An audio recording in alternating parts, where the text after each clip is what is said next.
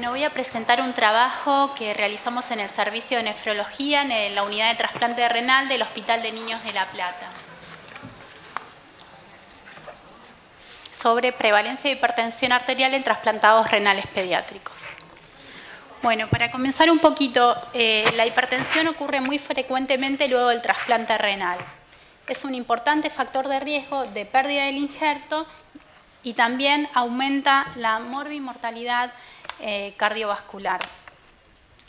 Dentro de las etiologías hay múltiples causas, siendo las más frecuentes los riñones nativos de los pacientes, el tratamiento inmunosupresor, principalmente los inhibidores de la calcineurina y los corticoides, estenosis de la arteria del riñón trasplantado, disfunción del injerto, tanto un rechazo agudo como nefropatía crónica del injerto y también características del donante.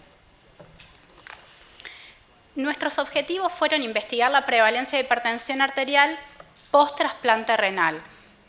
Analizamos probables factores de riesgo del receptor y del donante. Y también utilizamos el monitoreo ambulatorio de la presión arterial durante 24 horas en todos los pacientes trasplantados renales. Bueno, es un análisis retrospectivo que fueron analizados 21 pacientes trasplantados renales de por lo menos 6 meses de haber sido trasplantados. Entre enero del 2012 y diciembre del 2014, a todos esos pacientes se les realizó la presurometría de 24 horas. Analizamos características del donante y características del receptor. Dentro de las características del donante analizadas fueron la edad, la causa de muerte, si tenían o no antecedentes de hipertensión arterial previa y el índice de masa corporal. Y dentro del receptor lo dividimos previo al trasplante y post-trasplante. Pre-trasplante analizamos la causa de insuficiencia renal crónica terminal, el sexo, la edad, si tenían o no hipertensión previa, el índice de masa corporal y si presentaban daño de órgano blanco. Y post-trasplante evaluamos la presión en el consultorio, la presurometría de 24 horas, el índice de masa corporal, si presentaban daño de órgano blanco, presencia de nefropatía crónica del injerto o rechazo agudo y también valoramos el filtrado, la tasa de filtrado glomerular. Con respecto a las características del donante, los resultados que obtuvimos fueron 21 donantes, 20 fueron cadavéricos y un donante vivo relacionado. La edad promedio fue 20 años, de 9 años a 48 años.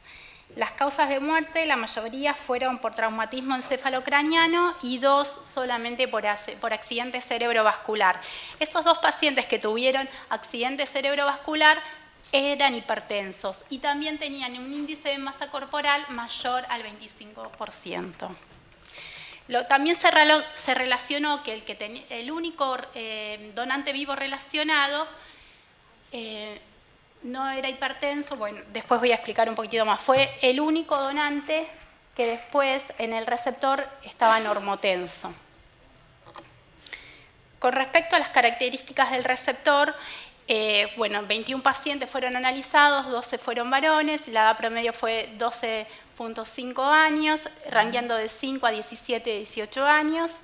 Las causas de insuficiencia renal fueron hipodisplasia, 10 pacientes, glomerulopatía, 6 pacientes, síndrome urémico hemolítico, 3 pacientes y poliquistosis renal autosómica recesiva, 2 pacientes. Acá diferenciamos los que tenían hipertensión pretrasplante e hipertensión post-trasplante valorada por presión en el consultorio y por presurometría de 24 horas. Nosotros en los previo al trasplante no le hicimos mapa, a los post-trasplantes sí.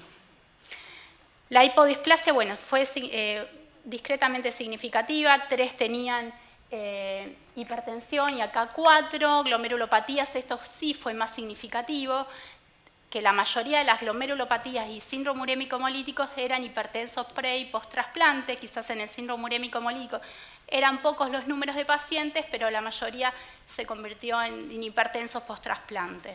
Y la poliquistosis pre-trasplante los dos eran hipertensos y post-trasplante solo uno.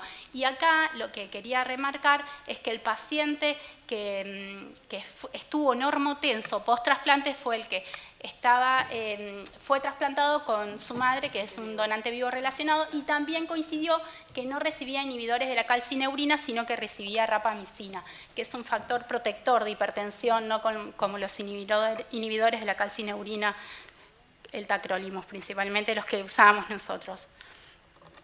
Bueno, y con respecto a la evaluación de la presión arterial post-trasplante renal, lo más importante a destacar es que en el consultorio, esto solamente en los post-trasplantes evaluamos, ¿sí?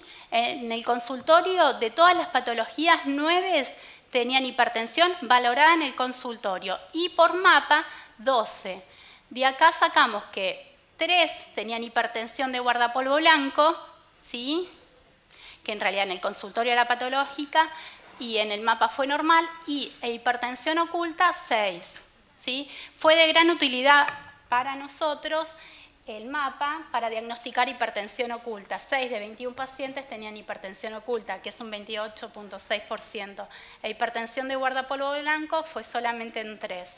Y la hipertensión diagnosticada con la presión casual en el consultorio más la presurometría de 24 horas fue del 57% en los trasplantados, que es muy similar a la bibliografía que hay, que ronda más o menos entre un 30 y un 70%. Y bueno, y otros factores de riesgo también asociados fueron la obesidad, fue el que más se asoció a hipertensión post-trasplante. Previo al trasplante, 3 pacientes solamente eran obesos, y post-trasplante 7, y se evidenció que en esos pacientes aumentaba la prevalencia de hipertensión arterial. Y la mayoría de los pacientes, 20 de 21 pacientes, no conservaban el patrón de ritmo autonómico, el DIPER, no descendía ni la presión sistólica o diastólica, y también la frecuencia cardíaca y la presión media durante la noche. Eso se vio en 20 de 21 pacientes, y de 3 pacientes con rechazo agudo del injerto, 2 presentaron hipertensión arterial. Como conclusión, en nuestro análisis realizado, que quizá fueron pocos números de pacientes, la prevalencia de hipertensión fue elevada. Y la obesidad también es un factor de riesgo que está fuertemente asociado con el desarrollo de hipertensión arterial. Y como algo importante, que la presurometría de 24 horas es de gran utilidad para los trasplantados, que nos permite en realidad diagnosticar hipertensión oculta, hipertensión de guardapolvo blanco, y confirmar la hipertensión quizás que nosotros medíamos en el consultorio, y también evaluar el patrón DIPIN, que está obviamente que no lo preservan en la mayoría de los pacientes. Muy bien. ¿Preguntas? Cuando hablaste de hipertensión pre-trasplante, dijiste que la población del 57% era hipertenso. Sí. Antes de llegar al trasplante. Y posteriormente dijiste que también es el 57%. Claro, porque había algunos que eran hipertensos de guardapolvo blanco e hipertensión oculta. Nosotros lo que quizás diagnosticamos fue la hipertensión oculta, que no lo podíamos diagnosticar o en realidad con la presión del consultorio, porque el único método con el cual hacemos diagnóstico de hipertensión oculta es la presurometría de 24 horas, que es nocturna, más que nada, y coincide con el non-DIPER de la mayoría de los pacientes. Sí, es un dato alarmante, digamos, porque tenemos un alto porcentaje de la población que llega al trasplante hipertensa. Claro, exacto. Y eso que no lo valoramos con mapa en el pretrasplante, que calculamos que con el mapa va a ser, teniendo en cuenta la alta prevalencia de hipertensión enmascarada en los pacientes en diálisis, probablemente ese porcentaje sea mayor. Para un nuevo estudio. Así que, ahora, así que es una tarea a realizar el poder bajar ese porcentaje. Sí, nos sirvió muchísimo el trabajo. Y otra cosa que quizás quería aclarar, del único paciente con poliquistosis renal autosómica recesiva que era hipertenso pre-trasplante y después fue normotenso, justo coincidió que la madre fue la donante viva, que es un factor en realidad protector de hipertensión y que no recibía inhibidores de la calcineurina, el tacrolimus, que aunque no genere un grado de hipertensión tan severo como no me sale el nombre, ciclosporina, sí. Genera hipertensión. Y los corticoides también, pero son a bajas dosis, por eso lo hicimos después de los 6 meses de trasplante, que ya tiene una dosis de mantenimiento baja, de 4 miligramos día. Sí, una pregunta. Me llamó la atención que digan que la obesidad es un factor de riesgo. Generalmente los pacientes llegan al trasplante con bajo peso y es una permanente lucha por hacerlo crecer. ¿Estos pacientes fueron obesos post-trasplante con los corticoides? Viste que a veces fueron ¿cuántos pacientes obesos? No, 3 previo al trasplante fueron obesos. Ya eran obesos previo al trasplante. Insuficiente renal terminal en diálisis eran obesos. Y post-trasplante 7, se duplicó un poquito más el número de pacientes que se convirtieron en obesos y eso aumentó la incidencia de hipertensión. La obesidad 3 tenían y después post-trasplante 7. Y ellos aumentaron la incidencia. Eso es bueno porque en general en los artículos que uno lee hipertensión arterial post-trasplante se debe generalmente a la medicación que usan los inhibidores de la calcineurina y que son los que dan hipertensión. Me pareció muy lindo el trabajo, así que felicitaciones. Bueno, todos sabemos que la peritonitis es la complicación infecciosa más común en pacientes asistidos en diálisis peritoneal ambulatoria y que es de suma importancia el aislamiento del germen. Sin embargo, para su tratamiento, ¿no es cierto? La elección adecuada para su tratamiento. Sin embargo, en la literatura está descrito que entre un 10 a un 30% de los cultivos pueden ser negativos, no tener aislamiento de germen. Hay varios factores que contribuyen a ese no aislamiento del germen, como puede ser el uso de antibióticos que el paciente esté realizando por algún tratamiento previo o profilaxis antibiótica por su patología de base que lo lleva a la insuficiencia renal, porque no haya un procesamiento adecuado de la muestra, por ejemplo, otra de las causas. Entonces nosotros quisimos analizar qué pasaba en nuestro grupo, dado que también la bibliografía dice que como un control de calidad uno debería tratar que los resultados de cultivos negativos no sean mayores al 20% de lo que representan el resultado total de las muestras. Para eso hicimos un análisis de la prevalencia de las peritonitis a cultivos negativos y ver los probables factores asociados y qué pasó con esos chicos que tuvieron peritonitis a cultivo negativo asistidos por nuestro grupo. Para eso, revisamos las historias clínicas en forma retrospectiva de 94 pacientes que hemos asistido en la unidad entre noviembre del 94 y febrero de este año y vimos que se desarrollaron 127 peritonitis, de las cuales el 60% tuvimos aislamiento de germen, es lo que nosotros llamamos peritonitis a cultivo positivo, y que en 51 de esas peritonitis, que representan el 40%, nuestras peritonitis eran a cultivo negativo. Fue un signo de preocupación. Entonces dijimos, bueno, vamos a analizar 3 aspectos que podrían tratar de justificar por qué teníamos ese porcentaje tan alto de cultivos negativos. Entonces analizamos el uso de quimioprofilaxis en nuestros pacientes al momento de la peritonitis, teniendo en cuenta que la primera causa de insuficiencia renal crónica que lleva a nuestros pacientes a diálisis son las uropatías con o sin displasia. El hecho de vivir en un domicilio alejado al centro de diálisis, nosotros somos Hospital de Derivación de la Provincia de Buenos Aires, la mayoría de nuestros pacientes viven alejados, la mayoría de los pacientes tampoco cuentan con recursos como para decir rápidamente, una vez que detectan el líquido turbio, puedo salir hacia el hospital. Entonces siempre tenemos demora en el procesamiento de la muestra y tomamos como un número arbitrario una distancia mayor a 300 kilómetros. Y lo tercero, ¿qué había pasado con nuestros pacientes con peritonitis a cultivo negativo? Cuando analizamos el primer aspecto, vemos que de las peritonitis a cultivo negativo, 32 de los 51 pacientes, es decir, de las 51 peritonitis, casi el 63%, estaban con profilaxis antibiótica. En azul están los pacientes que tenían profilaxis antibiótica. Mientras que de las peritonitis a cultivos positivos, el 39%. Y nos dio una P de 0.0118. El otro factor que dijimos que íbamos a analizar, como, vuelvo a decir, arbitrariamente decir que la muestra no fue debidamente o adecuadamente procesada, ¿no? Chequeamos qué se hacía en el laboratorio, cómo era el procesamiento de la muestra, el paciente tiene indicado venir con la bolsa de líquido turbio inmediatamente que la detecta, refrigerada, y en el laboratorio hacen dos tipos de cultivos, un cultivo común para tinción de Gram y otro en medios de cultivo de enriquecimiento, en frascos de hemocultivo, como lo dicen las normas.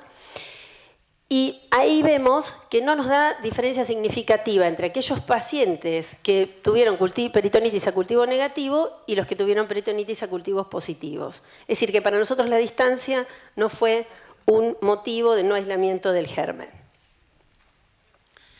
Cuando fuimos a ver qué pasaba con la evolución, tomamos tres aspectos: el número de recaída, el recambio del catéter o la necesidad de cambio de modalidad de diálisis.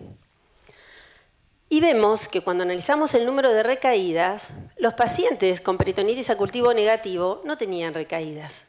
La definición que usamos, ¿no es cierto?, de recaída es la presencia de un nuevo cultivo, ¿no?, que sería con el mismo germen o la misma sensibilidad. Eran pacientes que 4 semanas después de haber terminado el tratamiento volvían a tener un líquido turbio y no volvíamos a tener aislamiento del germen. En 4 de 51 pacientes que tuvieron peritonitis a cultivo negativo tuvimos recaídas. Las recaídas fueron más frecuentes en los pacientes a cultivos positivos y nos da un P significativo. ¿Qué pasó con el recambio de catéter? ¿Tuvimos que cambiarles catéteres o no? Solo 2 de los pacientes, de los 51 pacientes que tuvieron peritonitis a cultivo negativo, tuvimos que retirar el catéter porque ese paciente no respondía bien al tratamiento. Mientras que 14 de 76 de los peritonitis a cultivo positivo sí tuvimos que recambiar el catéter. Y ahí el P nos dio significativo. Cuando vimos qué pasaba, este paciente tuvo que cambiar definitivamente la modalidad dialítica, vemos que ninguno de los pacientes con peritonitis a cultivo negativo, a pesar de que 2 tuvieron que cambiar catéter y pasaron transitoriamente a hemodiálisis porque dejamos un mes, 6 semanas el peritoneo en reposo, tuvieron que pasar permanentemente a otra modalidad dialítica como la hemodiálisis. Mientras que 9 de 76 de los cultivos positivos sí, y también nos dio un P significativo. Entonces, como conclusión, si bien nuestro porcentaje de peritonitis a cultivo negativo es muy alto, para nosotros, nuestros pacientes en nuestra serie tuvieron una muy buena evolución. El factor que más significativamente o más frecuentemente nosotros vimos que estaba relacionado con el no aislamiento del germen fue la profilaxis antibiótica. Eran pacientes que por su etiología, que lo había llevado a la insuficiencia renal, tenían profilaxis antibiótica a muy bajitas dosis. Y en la evolución fue muy baja la necesidad de recambio del catéter y ningún paciente requirió salir del programa de diálisis peritoneal. Muy bien. ¿Alguna pregunta?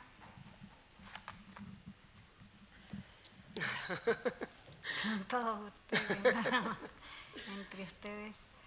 Generalmente los cultivos positivos en la mayoría de los estudios o en algunos otros hospitales es mayor el rescate de germen. Es por lo menos ¿sí? Un 75, un 80, ¿no? Entonces, si vemos las estadísticas que tienen que dicen recambio de catéteres en los que tienen cultivos positivos, y acá tienen menos cultivos positivos, en algunos de ese grupo quizá tendrían que haber tenido recambio de catéteres, ¿no? Solo 2 requirieron recambio de catéter. Pocos, si pensamos que hay un 10% nosotros en realidad, de cultivos que no son positivos cuando nosotros, en el grupo de ustedes. Cuando nosotros empezamos a hacer este análisis, lo hicimos por una cuestión de calidad, porque no podía ser. La bibliografía habla de trabajos y trabajos y trabajos que todos son menos del 20%. Entonces dijimos, bueno, ¿qué nos está pasando? Lo primero que hicimos fue reunirnos con bacteriología. ¿Estamos haciendo algo mal? Nuestros pacientes están trasladando mal las muestras. Pudo haber pasado eso al principio, con menos experiencia. Y sin embargo, la forma de aislamiento y de cultivo es la misma para todos los pacientes. La bibliografía, no hay demasiado escrito sobre esto. La realidad es esa. Y los resultados que la mayoría de los centros hablan y dicen de los trabajos que yo he leído, en cuanto uno busca peritonitis, porque no hay, buscar trabajos de peritonitis de cultivo nativo no hay tanto, a peritonitis, siempre hablan de ese valor de menor o igual al 20%, vuelvo a decir, como un control de calidad del laboratorio. Lo pusieron como objetivo. Como un objetivo, que hay que tener aislamiento. El tratamiento que nosotros hacemos de estos pacientes a los fines prácticos, los tratamos como si fuera una peritonitis gran positivo. El esquema de tratamiento, ahora Juan va a presentar otro trabajo, nosotros por una cuestión de comodidad, nuestros pacientes los tratamos con vancomicina y con ceftazidime. Es el esquema histórico que hemos usado y que nos ha ido muy bien. Los tratamos 2 semanas.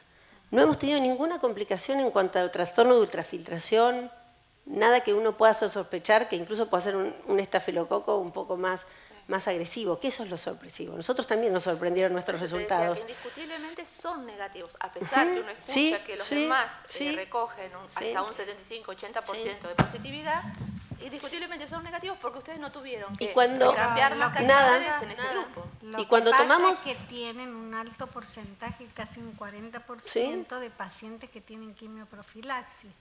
Yo creo que ahí está el problema de no poder aislar el germen. Sí, pero la evolución es buena. En todos los pacientes en todos los centros tienen profilaxis. Cuando tomamos los que tuvimos a cultivos positivos, la mayoría de ellos son, más del 60% más o menos, son de ese 60%, la mayoría son a gram positivos, tenemos un 30% a gram negativos y hemos tenido 2 o 3 peritonitis a cándida. No tenemos casi peritonitis a cándida. Pero bueno. La P que sorprendió es la P de cambio de modalidad de diálisis, ¿no es cierto? Sí. Es como que son más leves, está menos inflamado el peritoneo, se parece un poquito más, no sé si... Encontré... No, que dentro de los positivos, de lo que tenés cultivos positivos, tenés el grupo de gérmenes que son terribles para el peritoneo, como la cándida y los gram negativos. Y esos son nefastos. Sí. Esos fueron 3 pacientes para nosotros nada más. Hay un solo trabajo que encontré, que ahora no me acuerdo si son orientales, que uno lee de hace muchísimos años, de los 90, que la evolución es catastrófica. Eran adultos y era catastrófica. La mayoría de los pacientes no eran profilaxis antibiótica, sino que eran pacientes que habían tenido una neumonía, una angina, adultos que por ahí no referían o que tomaban antibióticos, y la evolución era catastrófica. Pasaban hemodiálisis, perdían el peritoneo, trastorno de ultrafiltración. A nosotros no nos pasó. Sí, eso llama la atención. Bueno, muchas gracias. Bueno, vamos a seguir hablando de las peritonitis entonces. En realidad las últimas normas, los últimos consensos, guías de tratamiento empírico inicial para las peritonitis en los chicos que están en diálisis peritoneal crónica, esto fue del año 2012, sugieren la posibilidad de que una de las recomendaciones que se podría usar el cefipime como terapia empírica inicial, monoterapia, siempre y cuando el antibiótico esté disponible, cuando sea accesible por el centro, y una de las premisas que toma es que la tasa de resistencia específica para el estafilometicilino resistente dentro del centro sea inferior al 10% y el paciente no tenga historia de infección previa por el estáfilo.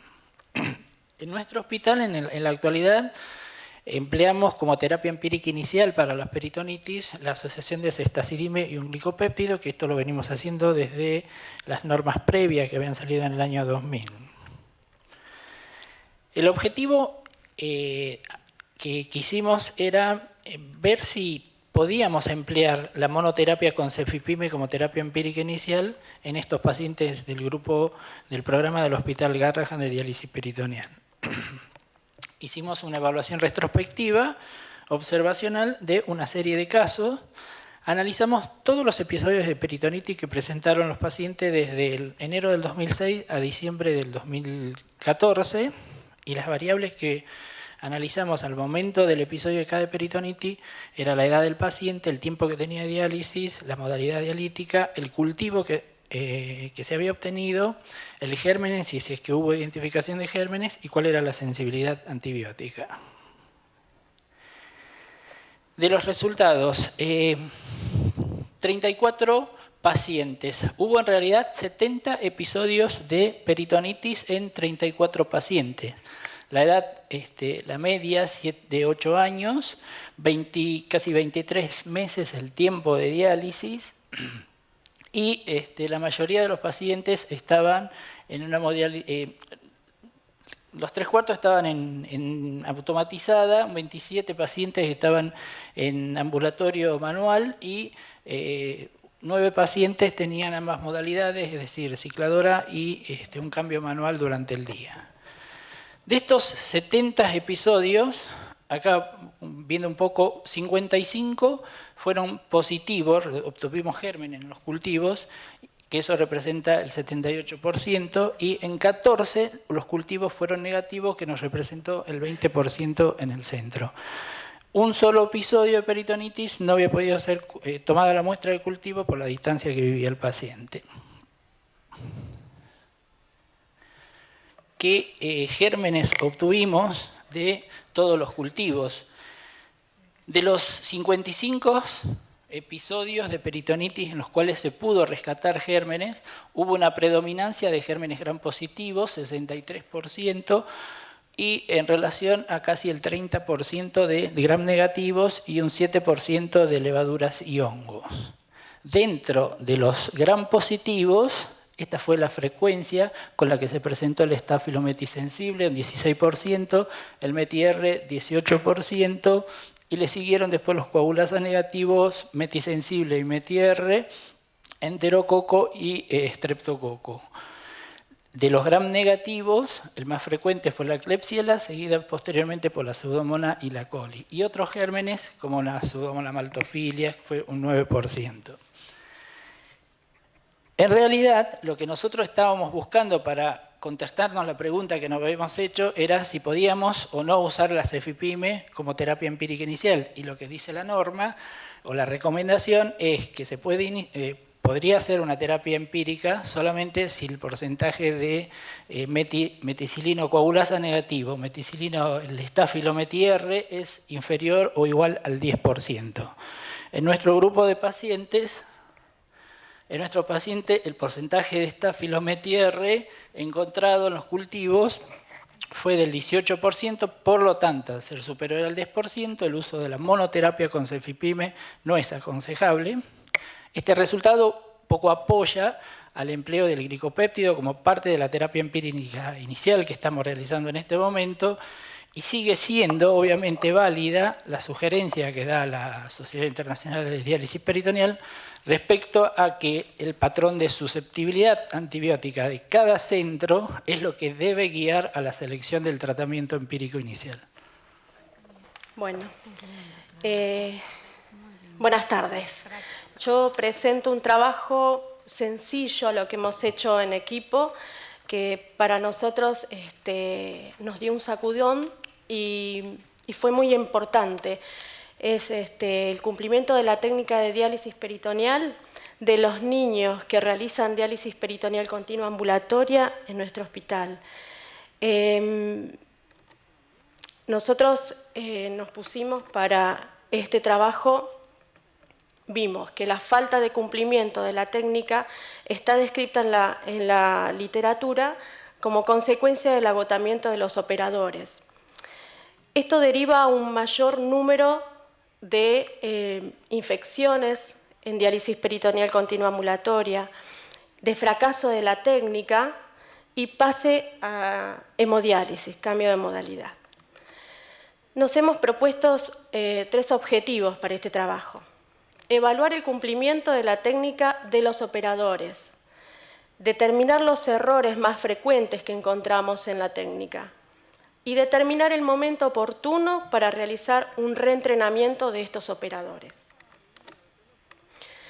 trabajamos con los padres de los niños con diagnóstico de fallo renal, en estadio 5, que forman parte del programa de diálisis peritoneal continua ambulatoria. De esta población excluimos los padres que estaban en entrenamiento y un adolescente que realiza su tratamiento. Este es un estudio observacional de corte transversal que lo realizamos en febrero de este año. Hicimos 17 evaluaciones, 17 evaluaciones a 14 operadores, que son los padres de los niños que realizan diálisis peritoneal continua ambulatoria. Para la técnica de diálisis manual se establecieron 19 ítems y para la técnica de diálisis encicladora fueron 20 ítems. Yo cuando hablo de los ítems se trata de la misma técnica. Evaluamos cómo cumplían ellos los pasos de la técnica. Los papás que realizaron y cumplieron con todos los ítems se consideró que hicieron la técnica perfecta. Y aquellos padres que solo cumplieron 6 ítems se consideró cumplimiento mínimo. Estos 6 ítems son las acciones mínimas necesarias para evitar la contaminación. Ahora les muestro cuáles son los 6 ítems que para nosotros fueron los que, si no cumplían esto, directamente se producía la contaminación del sistema. Tanto en la manual como en la cicladora son los mismos ítems. Lo único que nos cambia es en cicladora, por ejemplo, tenemos si se coloca el barbijo o no se lo coloca. Entonces evaluamos sí o no. Si realiza el lavado de manos de 3 minutos, si se coloca el gel alcohólico en manos, por ejemplo en cicladora es para conectar la bolsa a la espiga. Y si se coloca el gel alcohólico antes de hacer la conexión al sistema, si se coloca el gel alcohólico antes de la desconexión, si realiza la conexión y la desconexión según la técnica. Estos son los ítems, los 6 básicos, 6 en manuales y 7 en cicladora. Lo que nos cambia es la conexión de la espiga a la bolsa, ¿no? En cicladora. Estos son los mínimos, que si no cumplían esto, estamos al horno. Como resultados de este estudio, tuvimos que la edad media de los niños que estábamos trabajando es casi 8 años, con un mínimo de 3 años y el máximo de edad de 14. Y la edad media de los padres desde 30, entre 22 y 44 de edad máxima. Acá les quiero mostrar, de las 17 evaluaciones que nosotros realizamos a nuestros operadores, de las 17 evaluaciones, 10 fueron para técnica manual y 7 en técnica de cicladora. De estas 17, 5 fueron perfectas, o sea que cumplieron con todos los ítems. 4 de estas 5 perfectas fueron para la técnica manual y una sola salió perfecta en la técnica de cicladora. Las 12 restantes que nos quedan, solo 2 fueron, 2 en la técnica de cicladora, las que cumplieron con los requerimientos mínimos. O sea, el resto, nada. No alcanzaron al mínimo. Esto significa que de las 7 evaluaciones nos representan un 41% de cumplimiento. Y las 10 evaluaciones restantes nos representan un 59% que no alcanzaron el mínimo necesario para evitar la contaminación. Dentro de los errores que encontramos, los más frecuentes fueron los 2, lavado de manos y el no uso de barbijo. Se encontró en ambas técnicas. La diferencia está en que el lavado, el 30%, fue principalmente que no se lavaban bien las manos en la técnica de manual. y el no uso de barbijo fue más frecuente en la técnica de cicladora. Con respecto al tiempo en que los operadores estaban realizando la técnica, se estableció que a partir de los casi 18 meses los padres comenzaron a cometer errores. No se observó el cumplimiento mínimo de todo de nuestros operadores. No se observó el cumplimiento mínimo requerido en la mayoría de las evaluaciones, por lo que se considera que se establecerá como tiempo lo antes posible, digamos, de 1 año para realizar un reentrenamiento de nuestros operadores. Es necesario realizar medidas específicas, además del reentrenamiento, para mejorar el cumplimiento de uso de barbijo y un buen lavado de manos. Digamos, ¿qué esperar para poder realizar este estudio? A nosotros nos dio un sacudón, porque no esperábamos que en tan poco tiempo encontráramos las fallas, ¿no? Y qué importancia que es evaluarlos y ver que en 1 año, digamos, tenemos que tener en cuenta el reentrenamiento, sin tener que esperar una infección, una peritonitis, cualquier tipo de estas situaciones como para decir, tengo que volver a reentrenar. Con 1 año nosotros nos estableció este estudio para poder hacer los reentrenamientos, ¿no? Bueno.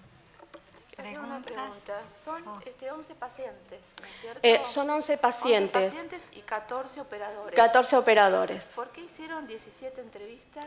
Porque de los 14 operadores teníamos papás que hacen las 2 técnicas. Tenemos pacientes que hacen diálisis peritoneal en cicladora nocturna y tienen un cambio en el día. Entonces usan las 2 técnicas. ¿Y esos padres que usan las 2 técnicas son los que estuvieron dentro de los 5 excelentes? Dentro de los, sí. Quiere decir que falla mucho más, sí. Hay más errores. Más de errores, los demás sí. padres, y es que con esos 3, ¿no? Sí, como exactamente. El número es de más riesgo. De más riesgo. Y la mayoría de la población son mujeres, son mamás. Los varones hemos tenido 4 padres nada más, que son los que están ayudando, y vimos que había muchas fallas, teníamos situaciones de infección, situaciones de contaminación, errores en la técnica, y bueno, este trabajo nos pusimos, digamos, bueno, vamos a ver qué sucede desde nuestro lugar, sin tener que decir, mamá, ¿qué pasó? ¿Qué hiciste mal? No, ya ahora plantearnos desde otro punto de ver, de nosotros tener el compromiso de entrenarlos antes que esto suceda, ¿no? Y vimos el cansancio en estas mamás, por eso también decidimos hacer el estudio y ver en cuánto prepararlos a los papás para reentrenar. No solamente los pacientes nuevos, sino tener en cuenta los que tenemos en camino, ¿no? Bueno. ¿Alguna pregunta? Muy lindo el trabajo, la verdad. Muchas que los felicito. gracias. ¿Ustedes los puntos, la encuesta que hacían, se la hacían al paciente o ustedes cuando lo estaban reentrenando le hacían un cambio y lo estaban mirando en el momento? Los pacientes van 1 vez al mes a hacerse el control. Hemos tenido pacientes que venían en 2 o 3 oportunidades en la semana. Cuando decidimos hacer el trabajo, se les contó a los pacientes, a los papás, que queríamos ver cómo estaba en la técnica para ver cómo trabajarlo. Vimos cuando vienen al centro, hacen el cambio que es de siempre y entramos a la habitación. Entonces nosotros empezábamos a mirar y decían, cumple, no cumple, cumple, no cumple. La técnica, ¿no? Los puntos. El comentario viene porque hay un artículo que salió en un seminar sin diálisis que justamente sobre aspectos técnicos. Y entonces ellos lo que vieron era que si vos la evaluación la haces en el lugar donde haces la atención médica o en el domicilio, el porcentaje de errores se incrementa cuando lo haces en el domicilio. Y de los errores que encontraron con mayor frecuencia fueron, igual que ustedes, el barbijo, y no tanto la técnica del lavado de manos, sino el no esperar el tiempo de secado de manos. Correcto. También. Ese fue el elemento que con mayor frecuencia encontraron que No estaba fuimos errado. tan detallistas, por ejemplo, en eso, pero a nosotros nos alcanzó con ver que no cumplen los tiempos. Ya con eso... que se seque. Sí, sí, totalmente.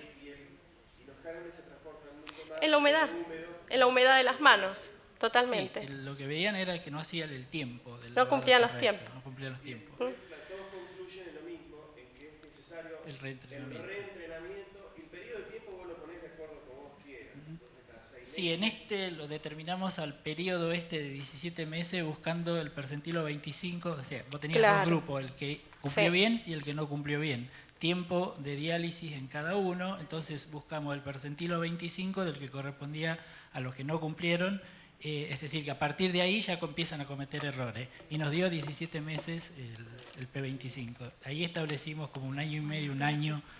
Sí, nos ponemos de acuerdo. Bueno, No.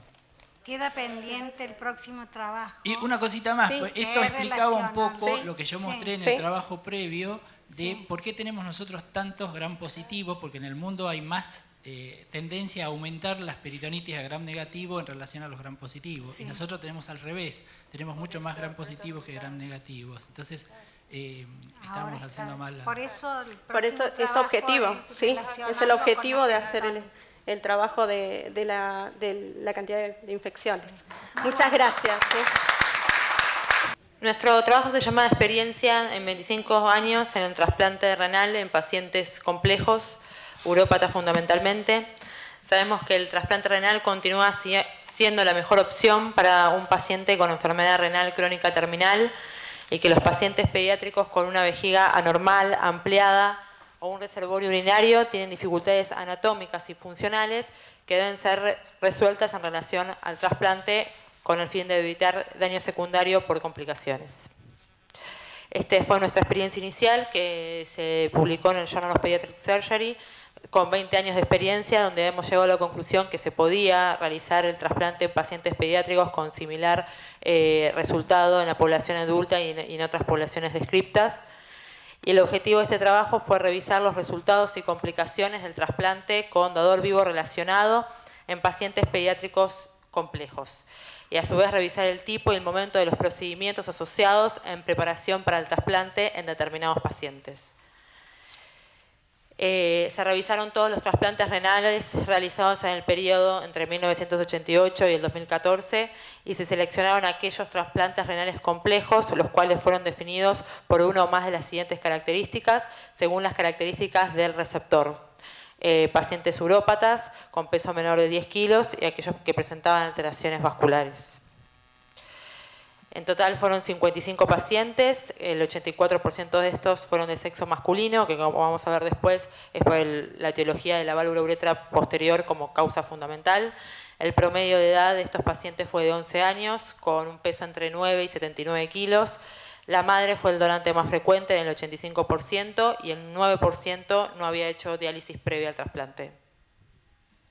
En cuanto a la etiología, 22 pacientes correspondían a la válvula uretra posterior, un 40% de nuestra serie, 8 pacientes con síndrome de Plum-Belly, 6 pacientes vejiga neurogénica por malformación anorrectal, 3 pacientes mielomeningocele y otros pacientes, otras causas, displasia, reflujo y demás.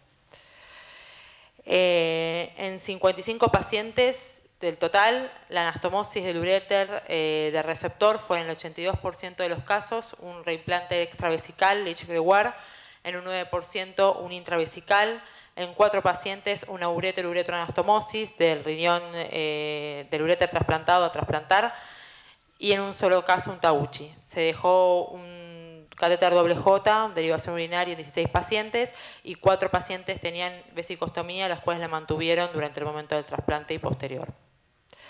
En 16 pacientes, sería el 29% de nuestra serie, se hicieron procedimientos quirúrgicos concomitantes al trasplante.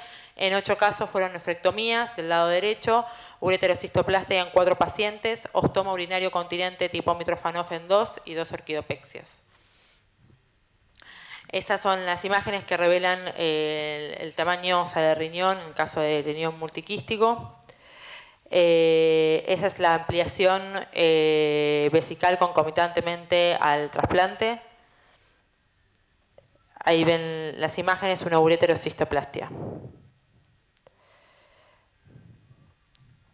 Esas son las imágenes pre y en la central, el momento de trasplante vejiga con reemplazo con urétero.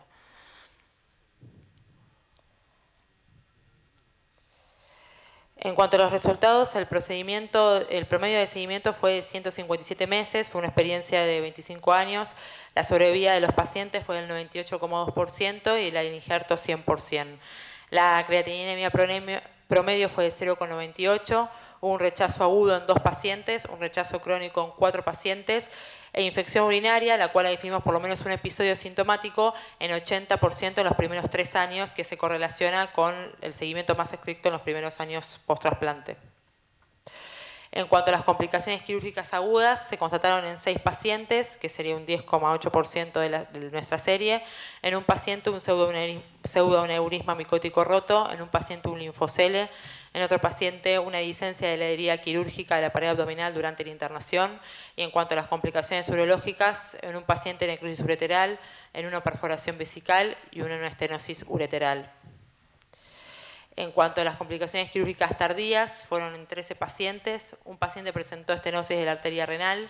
Y en cuanto a las urológicas, 5 presentaron reflujo vésico ureteral a los riñones originales, 4 al injerto, un paciente con litiasis, un urinoma perirrenal y una calcificación de un catéter doble J. En total es el 23,6% de complicaciones. Como conclusión, podemos decir que la sobrevida de los injertos puede ser comparada con los resultados publicados en trasplantes renales en urópatas con vejigas normales y que el tratamiento agresivo de las complicaciones quirúrgicas es esencial para proteger el injerto del daño secundario relacionado con la infección urinaria y la obstrucción. ¿Preguntas? Yo te quiero hacer una pregunta. Esto solamente se puede hacer con un donante vivo relacionado, porque las cirugías que hicieron eran bastante complejas. Bueno, lo mínimo sería la nefrectomía, pero la ureterocitoplastia, ¿cuánto tiempo? No sabés cuánto tiempo les llevó en horario el procedimiento. De cirugía, y cuando es el procedimiento de quirúrgica en simultáneo, dura un poco más del promedio del trasplante en sí, o sea, la cirugía de banco y a la cirugía del trasplante y al tiempo de isquemia se le agrega la cirugía que se hace concomitantemente. En este trabajo fue solo el estudio en pacientes con donante vivo relacionado, donde uno lo programa.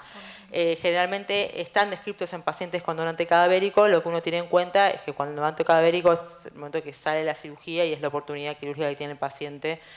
En estos pacientes donde uno ya los programa, uno planea realizar la reconstrucción quirúrgica en simultáneo, que también se puede hacer posterior.